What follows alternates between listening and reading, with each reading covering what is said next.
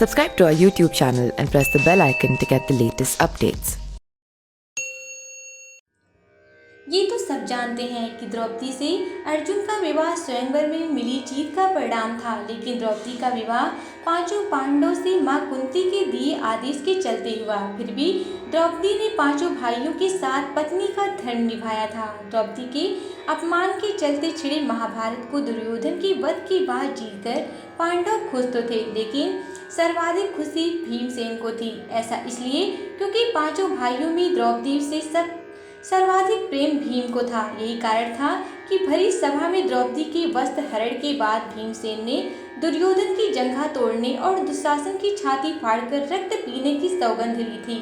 अपनी सौगंध पूरा कर पत्नी के अपमान का बदला लेने के चलते भीमसेन द्रौपदी के और भी प्रिय हो गए थे। यही कारण था कि द्रौपदी ने स्वयंवर में अर्जुन को पति के तौर पर जरूर चुना, लेकिन पूरी उम्र वह भीम को अधिक पसंद करती रहीं।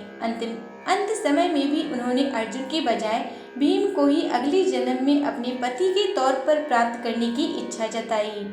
पांचों पांडव जब स्वर्ग की कठिन यात्रा कर रहे थे तो सभी चाहते थे कि हम सशरीर स्वर्ग पहुँचे। महाभारत कथा अनुसार पांचों पांडव, द्रौपदी और एक कुत्ता आगे चलने लगा।